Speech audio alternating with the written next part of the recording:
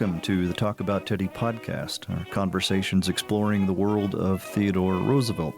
I'm your host, Kurt Skinner, and I'm joined as ever by my good pal and co-host, Larry Marple.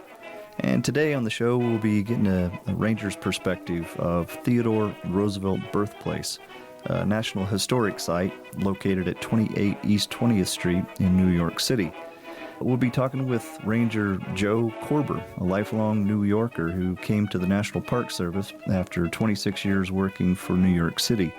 In his role as a National Park Ranger in New York City, Joe's been splitting his time between the Theodore Roosevelt Birthplace National Historic Site and Governor's Island National Monument. Both site stories are intrinsic to the history of New York City and have allowed Joe to share his love of military history, presidential history, and especially the story of Theodore Roosevelt, another lifelong New Yorker. Joe Korber, thanks for being on the Talk About Teddy podcast. All right, pleasure to be here. You work at the Theodore Roosevelt Birthplace National Historic Site. What's the history of that location? Well, it's a pretty unique place, I like to think. The big reveal to visitors is the fact that it had to be rebuilt. It's not the original structure. It was rebuilt about 3 years after the original townhouse was torn down in November of 1916. It was built as a tribute to TR after his death by his family, which I always found to be very telling, primarily his sisters and his wife Edith. It was a project of the Women's Roosevelt Memorial Association. And I think it's very telling that the family wanted you to learn about him in that setting, the location where he was born and lived the first 14 years of his life. They restored 5 rooms to how they appeared when the family lived there. And we're seeing this location, especially the historic rooms, through the eyes of the people who lived there, because no one took photographs of these rooms in their day. The furniture and objects of the house are mostly original to the Roosevelt family. I think it's 60-40 in terms of that. Every piece of furniture and object is original to the Victorian period in New York. It was one of the first places dedicated to him. So once people get over that, they are really genuinely impressed. A lot of folks are like, wow, I didn't know you lived here. I didn't know this place was here. And it's always a pleasure to introduce that location to Theodore Roosevelt admirers and fans. So what people will see when they go to 28 East 20th Street in New York today is a reconstructed, very detailed facsimile of the original, right? So how did that Women's Roosevelt Association know what the original would have looked like? Yeah, so, well, the interior, again, as I said, is based on the memory of people who lived there a long time. The exterior is very interesting as well. So the Roosevelts lived on 20th Street between 1854 and 1872. It was a house in a row of identical townhouses built by the same builder around 1848. So it was a very posh neighborhood in New York at the time, and the Roosevelts were a very wealthy family at that time as well. And the house was a wedding present to Theodore Roosevelt Sr. from his father, Cornelius Van Schack Roosevelt. And old CBS, as they called him, made sure his sons had a job in the family business and they had a place to live. Living right next door to Theodore Sr. was his older brother, Robert Roosevelt. So the two brothers lived side by side in what were identical 3-story townhouses. Now, both brothers also added a 4th story to their respective homes in 1865 because they were running out of room. I always joke with New Yorkers, especially when they come in to visit us. I say, you're going to notice it's not that big a house. And they go, oh, are you kidding? It's bigger than my apartment and all that. I said, it's not that big a house, especially when you got 4 kids running around in it. So when the original Roosevelt home was demolished in 1916, Uncle Robert's old house was still standing.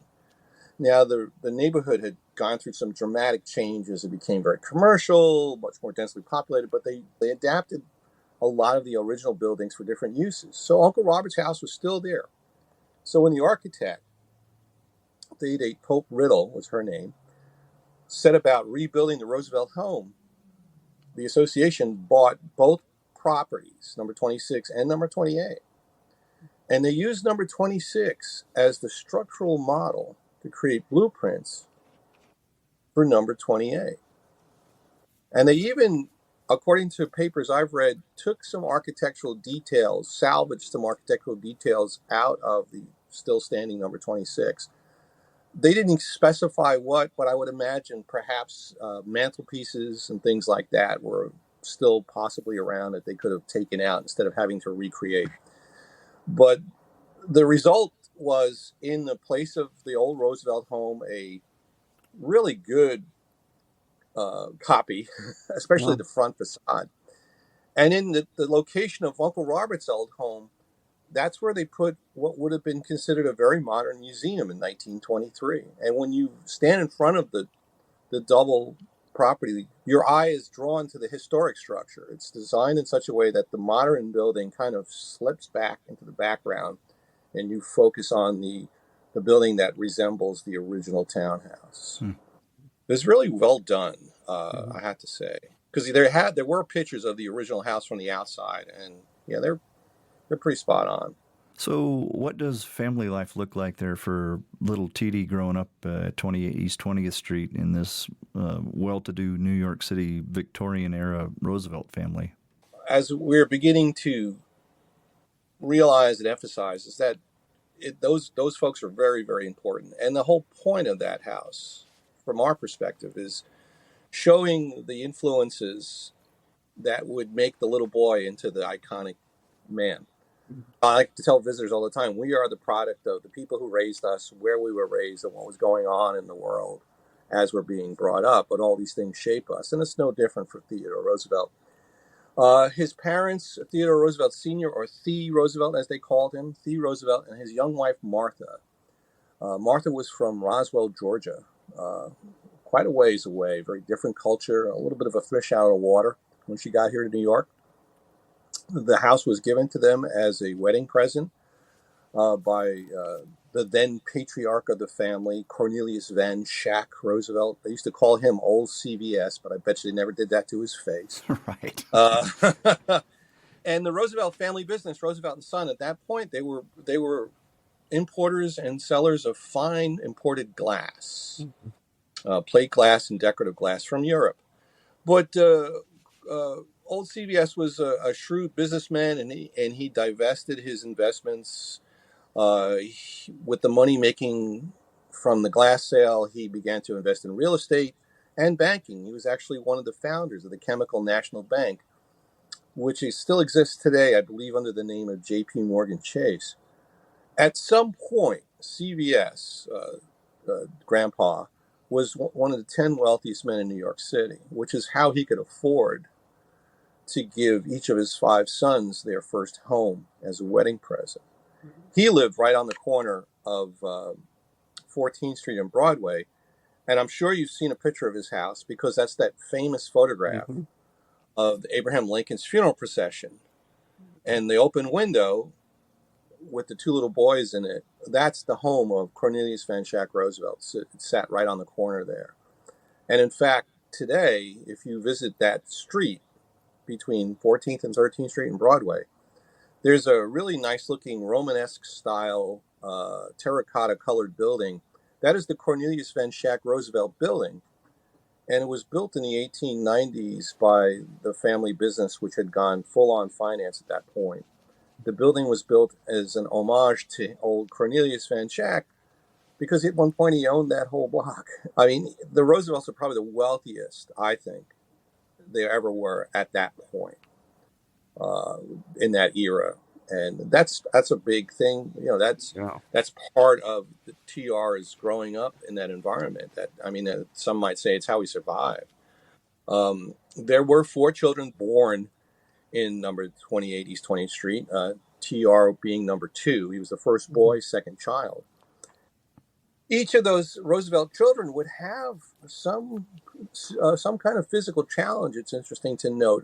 His older sister, Anna, or Bammy as she was known, suffered with mobility issues. She probably suffered from Pott's disease or tuberculosis of the spine that hampered her mobility most of her life, although she became more mobile later on as she got older. Of course, TR, in his own words in his autobiography, was born a sickly and delicate boy. He was often described as thin, pale, and nervous looking.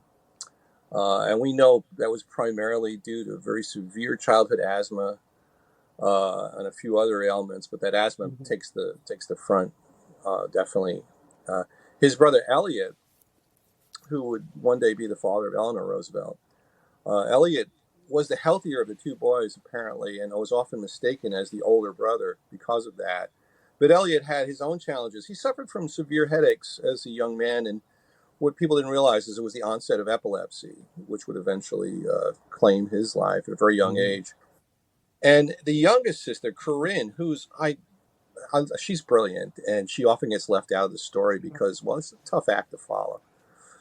She was probably TR's first unofficial press agent. She was an accomplished writer, published poet. She wrote a marvelous biography of Theodore Roosevelt after his death, simply called Theodore Roosevelt, My Brother. And it's really an awesome book. Yeah.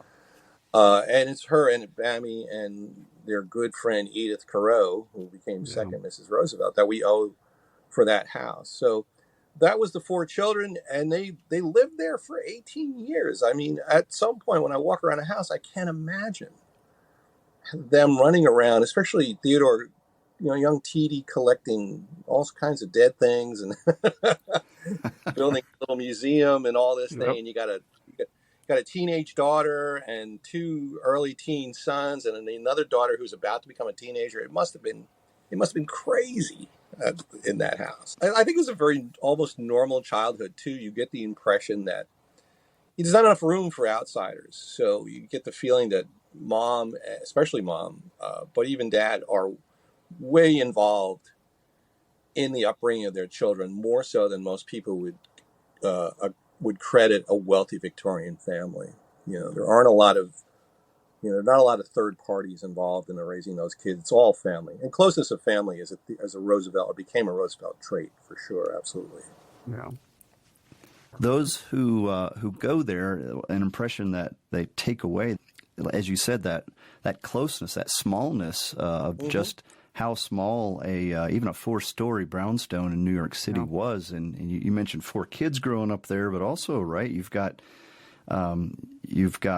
his aunt, right, his grandmother, right. Mitty's mother, also living there. At some point, homeschooled there. There's 4 adults and 4 kids living in a house with 5 bedrooms. Yeah. And the servants, the help is coming and going each day because there's no room for them. Yeah. Stay overnight. Yeah, that was just part of growing up, just constantly surrounded by family, a 3-generational family, and I guess to me that maybe helps explain Roosevelt as a person. That family, that closeness was always incredibly important to him, and came just second nature, I suppose, growing up in that kind of an environment. There were a number of times where Roosevelt directly or indirectly states that all he wanted for his own children, and his interaction with his own children is almost legendary. All he ever wanted for his own children, he would often say, is the kind of childhood he had. Whether he's discussing holiday rituals like Christmas time or anything like that. So clearly, he thought it was the best you could of things. So he wanted to kind of get that same feel with his own children, and considering that he was president of the United States and still found time each day to spend with his children. And, he wrote letters. In 1923, Scribner's, I believe, published a book called Theodore Roosevelt's Letters to His Children. Yeah. And he wrote each of his individual children letters constantly. And what's amazing is the letters they're not overreaching. He's not preaching to his kids. He's talking to each one on a level that they would understand. So when you read a letter to young Ted in his teens, and then you read a letter to much younger Quentin, they're two different kinds of letters. And the letters to Quentin might even have pictures drawn on them to help Quentin understand what his dad's talking about. Good And that stick to me is figures. brilliant. I mean, that's a man who cares that, Yeah. children. Mm-hmm. I used to say, though, the toughest job a person could have was being Roosevelt's kid. Right. But Can you it must imagine? have been fun. I mean, it sounds like it was fun to some extent. Absolutely. Well, and TR had, Uncle Robert next door with all of his, naturalist skills and Yeah, I think Uncle Robert doesn't get talked about enough. A no. tremendous, tremendous pioneer in Yeah. conservation. A huge influence on his young nephew. And a very interesting man in his own right, I have to say. Yeah. I always joke with visitors because David McCullough describes Uncle Robert rather quickly. He says, Uncle Robert was a man living an Elizabethan lifestyle in a Victorian age. And, and that's how he explains the little bit of friction that existed between Robert Roosevelt and his younger brother, Thee. And it's interesting of Theodore, even after his father's death, he deferred to his father's wishes in a lot of ways, and he kind of kept Uncle Robert for a little while at kind of arm's length. But at some point, he comes to realize that this is family and this is important, and he invites his Uncle Robert to his second inauguration. At the time, Uncle Robert is like a huge bigwig in the Democratic Party, but he's still his uncle, and there's so much they have in common. Author of many books, pioneer and conservationist. So he relents and invites Uncle Robert to the inauguration. Uncle Robert is more than happy. Yeah. At that point, he's living out here. He's living way out east on the east end of Long Island. But he's the chairman of the Democratic National Committee at one point, treasurer of the Democratic. He's just an amazing guy that no one knows anything about. It's kind of weird. It's a conservation naturalist, writer, and just Yeah. very unconventional, keeping all those, a house full of animals, and you just can't. Oh yeah, I mean, it's impossible to not see that influence on little Roosevelt. It is an important influence. I think it should be emphasized a little more, and we try to tell a full story as we learn more. And Uncle Robert's coming to the fore there, for sure. Well, since we're talking about the conservation naturalism, to what extent is Little TD's Roosevelt Museum of Natural History? To what extent is that story told at the TR birthplace? Oh, we try to, because we're talking about where he gets the bug, where he learns. But he's a brilliant young man. He's an incredible student, very curious, an avid reader. He begins to read adventure tales set in the frontier of the United States, along with a book, Wood's Illustrated Natural History. And that sparks the interest in wildlife, especially, interesting wildlife. But he's living in New York City, so the one thing he has the most access to in the greatest variety of birds. Yeah. It just so happens at the same time he's getting into this, there's a fellow named John Bell, who was a taxidermist for John Audubon. And Bell ran a kind of shop establishment on Worth Street, maybe about a mile down the road from the Roosevelt home. And TD found the place, was enamored by the menagerie of preserved wildlife in there, and convinced his father to get Mr. Bell to teach him the skill and art of taxidermy. And at the time involved a great deal of noxious chemicals, including arsenic.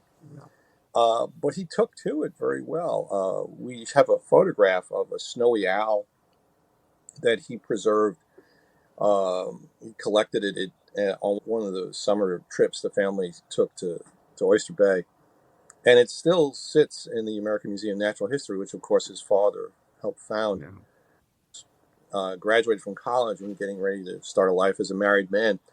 He was faced with the dilemma of what to do with his collection. And apparently he gave half of it to the Smithsonian, but he gave the other half to the American Museum of Natural History. And they do have some of the taxidermy on display there. We have some of the taxidermy in our collection as well. We're redoing our gallery space, so in the coming years we're going to have more of that out, I suspect.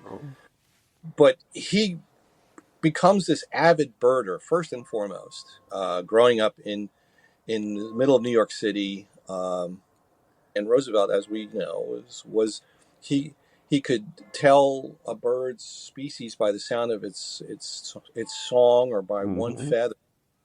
I recently read a funny anecdote. He had just become president, and he was late for a cabinet meeting. And the cabinet were all sitting around wondering where he was, and he came rushing through the door, and they panicked a little because he was Roosevelt. And he says something like, "Oh my gosh, I just heard the song of whatever bird it was," and he had to stop and listen because he couldn't believe that species of bird would be that far south. And everybody just looked like, oh. Yep. But that was the nature of his passion. Yeah. And it's born out of growing up in Lower Manhattan, Mm-hmm. reading books, wandering around Washington Square and Union Square parks and Gramercy parks, and in the under construction Central Park. One of the things I like with TR is they don't realize his poor eyesight until he's 13 after he's received his first shotgun. And I always wonder if that lack of vision helped him develop more of the ear for the birds. He couldn't understand why he kept missing. Yeah. And when he got the glasses, it was like a rebirth, epiphany, in terms of now he could see things that prior to that he could only hear. And I think that just pushes him up to the next level. But you mentioned a couple of things that I wanted to get in here. You said of the artifacts in the home, you would estimate that over half, perhaps 60% of your artifacts are original to the Roosevelt family. Another important aspect of Roosevelt's young childhood, he talks about having access to his father's library and discovering, those adventure stories, those wonderful color plate books of Audubon, The Birds and the Game of North America. We have a huge collection of books that were all original to the Roosevelt family, including one of the original copies he owned of Wood's Illustrated Natural History. Mm. We were able, for interpretive purposes, to get an 1897 edition of that book. The book was reprinted regularly. It's kind of interesting. And so we have an 1897 edition that I can actually hold in my hand and show visitors. And the illustrations were magnificent, absolutely. Some in black and white, some in color. And this was kind of his, carry-around book. I think his father got the book, as I recall reading, because he was reading things a little more sophisticated, and this book was geared towards the younger reader. And I give credit to the family for allowing him to pursue that passion. I often tell folks, if he hadn't been homeschooled, we don't know what he'd been interested in. Yeah. But he was allowed to pursue, his personal likes in terms of subject matter. As far as the artifacts in the house, people often ask how we end up with them. And I explain, the wealthy bought quality objects, furniture, and took care of them and passed them through generations. We are lucky in that only one generation, essentially, just maybe two generations passed between the time they lived in that house and the time they rebuilt that house. So these objects were still around. We have small things, little baubles, and we have this weird, of all things, we have a wax fruit display that actually belonged to the Roosevelt family. How a wax fruit display lasts 180 years is beyond me. When you take the dome off, my curator was cleaning it one day, and he took the dome off. It's under a glass dome. And he said, "Come here," and he let me smell it. It smells like a big box of crayons. But folks always ask, well, what's original? And I can point out to some key important objects. We have this little red velvet stool that we have several photographs of very young Theodore Roosevelt sitting on or standing next to it. And it's great because it gives a perspective of how tall he was when he was only 7 years old. When you see him standing next to this chair, you see he's a very small kid. We have this magnificent full bedroom set that belonged to his parents. We keep that, of course, in the master bedroom. It's the same space where all the children were born. And it's made of rosewood and satinwood. It's gorgeous, all handmade. It was made in New York City by a French furniture maker. And the Roosevelts bought it, apparently, in 1865 for $3,500, which is equal to about $49,000 now. Yeah. So imagine having $49,000 and going and buying a bedroom set with that. And it's beautiful. It's magnificent. Another object we have been very lucky with is uh, when they built the house and set it up. What they couldn't get original from the family, they substituted in original pieces from the era. So there are things there that the Roosevelts may not have ever seen, touched, or sat on. And that was the case with a crib we had in the children's nursery. It was a beautiful Victorian era crib. We still have it, but in the last 4 years or so, it happened during COVID. We were contacted by descendants of Kermit Roosevelt, who said they had the crib, Oh, wow. and they decided that it would be best at the house. Of course, it's on loan to us. I don't know what the conditions of the loan are, and I don't care. All I know is that we went and got it, and we brought it back, and now it sits in the children's nursery. And I can point to it with each program with great confidence that 165 years ago, a future president of the United States hopefully was taking a nap in there and not mewling about and crying.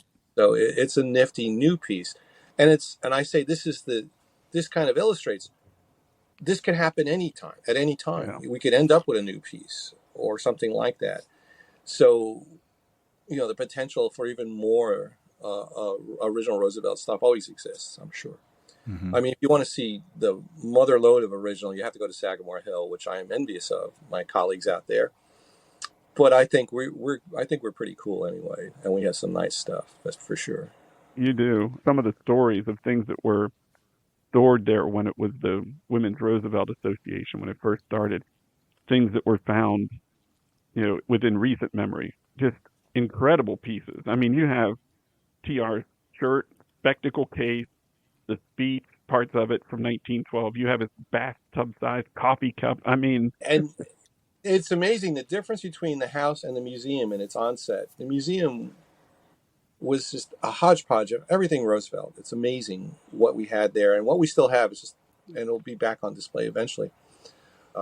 We have the library that they established in the building, and people wonder if it was a presidential library. I said, no, nobody knew what a presidential library was until Herbert Hoover.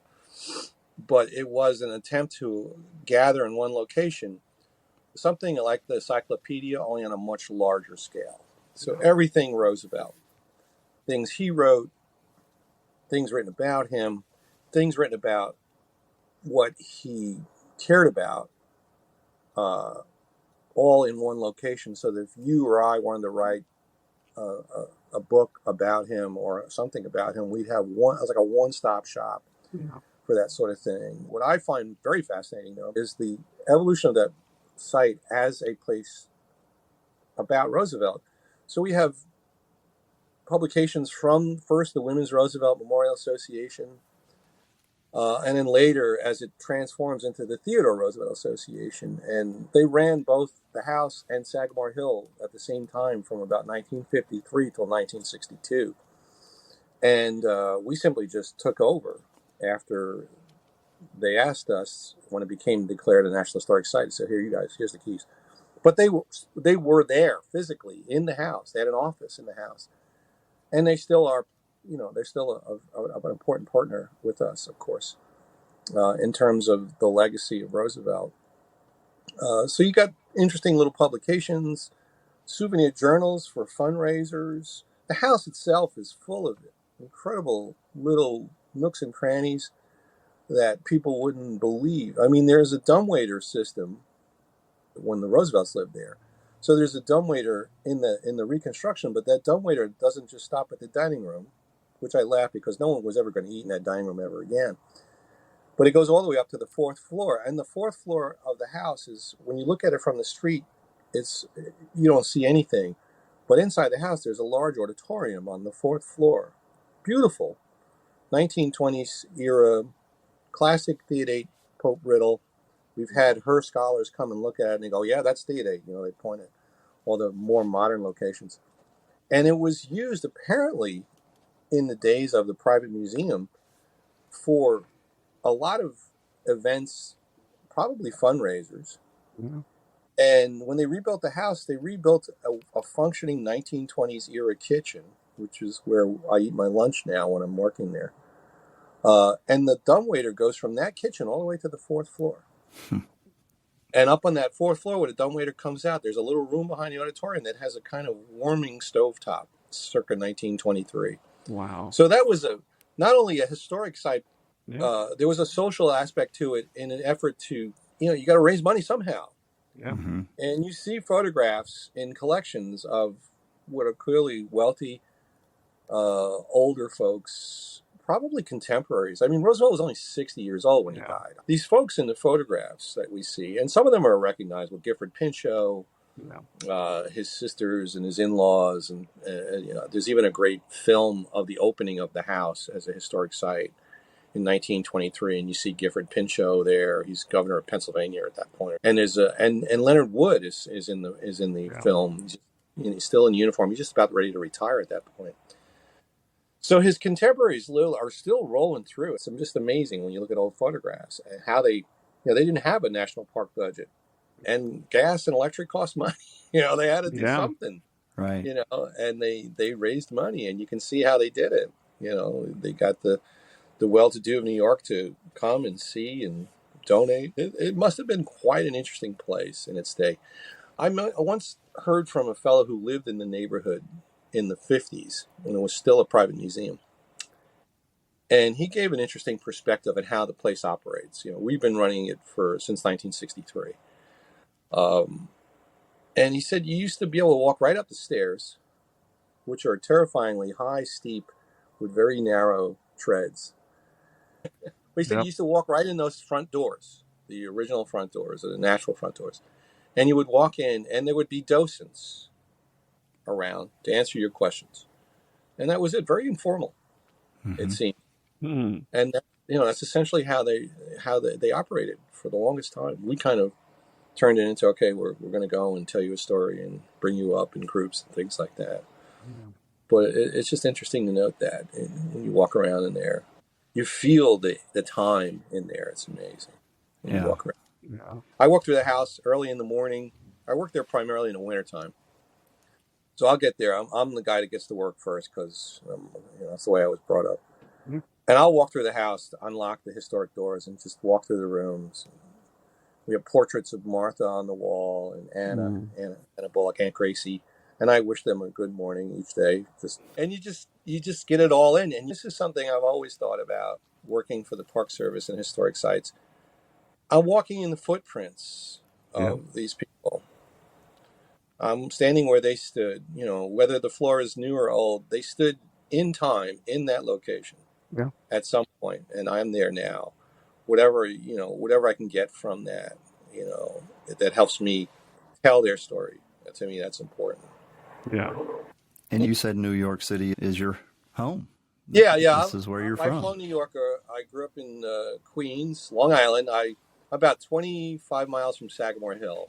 Oh. I go there occasionally in the summertime on my days off. We just walk around the grounds and walk around the town of Oyster Bay, which Roosevelt loved. He was such an Oyster Bay guy.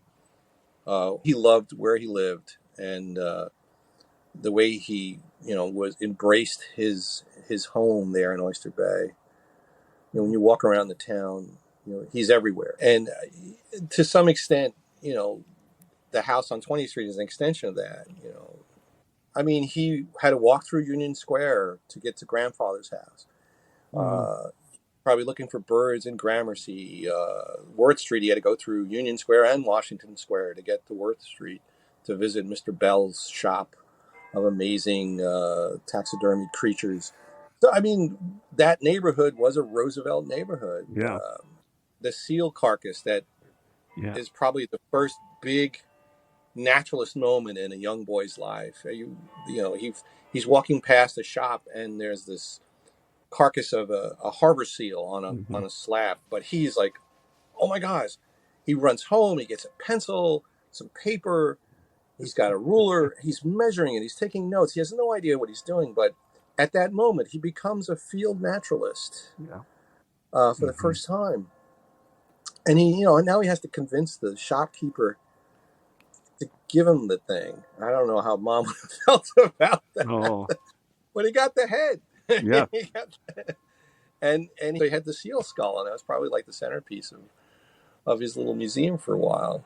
All the great stories of his childhood, essentially, much Yeah. of David McCullough's Mornings on Horseback, it's this place where you get to work every day, where that he experienced that life that McCullough talks about. Yeah.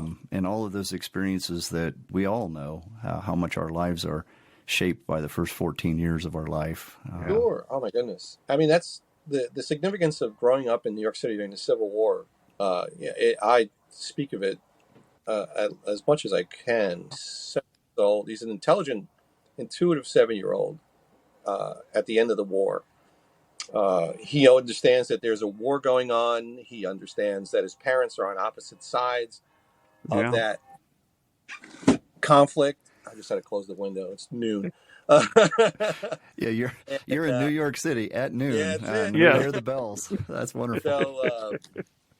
So, and all these things are part of that. That's part of that thing that makes us who we are. Yeah. And for young Roosevelt, it's a formative event in his life. Living in New York City during the Civil War, he saw soldiers every day. It was in the home with his mother from the South, his uncles, and all these things. And, the father not going into the service, but at the same time spending so much time away during the war on other work. And there's draft riots in New York City, right? Yeah. Yeah. You get those in 1863, yeah.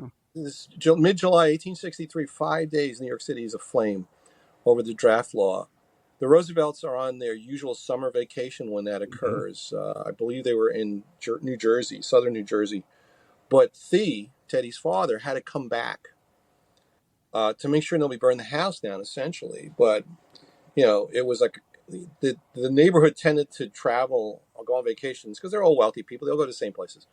So a bunch of the fathers, males, come back when they read about the draft riots. And they got their fowling pieces, and they're sitting there in their houses making sure nobody knocks the place down or burns the place down. The family would have come back after that, but then after the draft riot, the New York is full of soldiers from the Army of the Potomac. So now TD's seen even more soldiers, and he's probably in his glory. He loved it. Yeah. He thought it was amazing.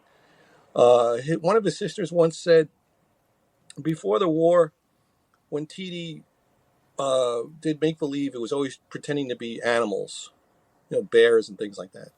But the war, and shortly after, his make believe was always about being a soldier. Yeah. He became enamored with that, the concept of that type of service, which is something, of course, he embraces for the rest of his life. So beyond his early formative experiences growing up at 28 East 20th Street, Roosevelt was a lifelong New Yorker, and much of his career is associated with New York. His first taste of politics was winning the 21st District seat in the New York State Assembly. He was president of the New York City Police Board of Commissioners, even elected to a term as the New York State Governor. So when folks come to visit the TR birthplace, where else in your vicinity can people still go in 2024 to get a sense of that Roosevelt experience of the New York City that shaped him? Well, New York is I was discussing this over the weekend because New York is a city that is probably one of the oldest cities in the United States. We're in there with Boston and Philadelphia. But we never stood still long enough to, we knock things down and build new things. So when you find an old place like Roosevelt's house, explore the streets around that neighborhood. It's unique there. From about Madison Square Park south, if you go down the side streets, you'll find buildings dating back to the time of the Roosevelts, old townhouses. There's a lovely museum about 10 blocks south of us called the Merchant's House Museum, and it's an original 5-story townhouse that was built in the 1830s. So it's a generation before the Roosevelts, but it's original from top to bottom. The same family lived in it for over 100 years, and when the last family member who lived there died, the extended family turned the house immediately into a museum. So it did nothing else except house the Treadwell family. And to get a real, if you're looking for a little extra, because you get house people and you get Roosevelt people that visit us. And I got plenty for the Roosevelt people. But if you're a house person, you want to get a little more old house and take a walk, I always recommend go head on down to that museum. Another place we have in New York City, and this kind of harkens to Roosevelt's days as police commissioner, friend of Jacob Riis. I always recommend folks to visit the Lower East Side Tenement Museum, which is a National Park affiliate here in the city, and you get a sense of the other side of the story, because you spend time with us. We're talking about the wealthy side of New York. Now go on down there and you see the back end of that. And I always point out, listen, Roosevelt wasn't oblivious. He knew exactly what that was. He knew that when he was a kid because his father was a philanthropist and took Roosevelt with him to see these places as a young boy. But he and Riis would also, explore these locations as Roosevelt is the police commissioner, which is always a fun story to talk about him as a police commissioner. See how the other half lives there. Yeah, exactly. Yeah. So I always recommend folks go down there. There are 11 national park sites in New York City, and they all have some kind of 7-degree connection to Roosevelt. Hamilton's house, Roosevelt was a huge admirer of Alexander Hamilton. Grant's tomb, Roosevelt came back from the Dakotas specifically to fulfill his duty as a National Guard officer to march in President Grant's funeral. So he was there when the president was laid to rest in the initial tomb there in the 1880s, and his daughter watched him in the parade, and his sister Anna was there with him. And as you come on down, you got his house here, and you go through the neighborhood, through Greenwich Village, and you might get down into Lower Manhattan. You have the Castle Clinton, which was an immigration station, and later the New York Aquarium for a bit. And then Governor's Island, my other site, which I love telling stories about him there. Leonard Wood was the commanding officer at Governor's Island in the winter of 1917, and it was President Washington's birthday. So he invites former President Roosevelt and his wife to Governor's Island for lunch at the commanding officer's house, which is still there.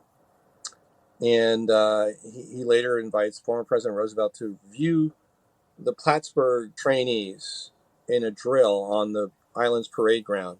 So Roosevelt's standing there watching these men drill in their civilian clothes, carrying broomsticks instead of rifles. And this is at the point where Roosevelt is clamoring about preparedness during the First World War. He's there saying, we got to get prepared, we got to get prepared. When Roosevelt says so long to Wood and he gets back on the boat back over to Manhattan, well, he's Roosevelt, so the press is waiting for him. When he gets off the boat, they start talking, and he goes on and on about admiring the zeal and skill of these young men, but he's appalled how poorly prepared we are, and he launches on a tirade against the Wilson administration, which I'm sure it's exactly what Wood wanted to have happen. Yeah. And after that, shortly thereafter, Wood gets transferred from New York to North Carolina. Now, I love North Carolina, but it ain't New York Harbor. And I think it was, he ticked off the boss. But, I can walk on that field where Roosevelt stood and watched those men drill in 1917. And Wood did all right later on. It's okay. That's great. He's everywhere, from one end of the island to the other. And, of course, just on a very, universal level, he's the first president with the power to create national monuments with the stroke of a pen because of the Antiquities Act of 1906. Yeah. And most of these sites here in New York City are national monuments. So he made it possible for these places to exist. I spend a lot of time explaining to people how he didn't start the National Park Service, but how important he is to the National Park Service story. And when our listeners come to visit the birthplace, is there a website or something they should visit first to purchase tickets, anything like that? So currently we do not sell tickets. It's a free park site, which often surprises the heck out of folks. Yeah. You walk in the door. The current schedule is Wednesday through Sunday. The doors open at 10. For the summertime into mid-September, they're open till 5. In the wintertime, we're 10 to 4. Currently, we schedule 4 walks through the house led by either a ranger or a very well-prepared volunteer. God bless our volunteers. And the museum itself, the gallery is open for you to just wander around at your own pace. We'll chat at length with anybody who wants to talk if I'm at the front desk or one of my colleagues is at the front desk.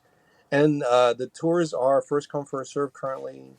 If that changes, it would be announced on our webpage, which is nps.gov/THRB. Don't believe Google, because Google will have you go up to 57th Street sometimes. It's not a big place. It's off on a side street. People are often surprised when they find it, but some people come looking for it. Yeah. I mean, as park sites go, it's not too complicated, and I think you get a lot out of it. So I do invite folks, come on in and check us out. Joe. Yeah, thank you. It was fun. I enjoyed this immensely. This has been wonderful. Joe Korber, TR Birthplace National Historic Site. Go see Joe this summer. Visit all your national parks. Yeah. Thank you much, Joe. All righty. Well, that's our show for today. Thanks for listening. You can find this podcast on our website, talkaboutteddy.com, where you can see show notes and transcripts, links to resources, and additional TR content. And please tell us what you think. If you've enjoyed our content, please consider subscribing and reviewing the podcast wherever you listen, and tell your friends and family about us, because it really does make a tremendous difference and it helps others find this show. We hope you'll join us for the next episode of Talk About Teddy. And until then, as our friend Colonel Roosevelt would say, do what you can with what you have where you are. Bullet.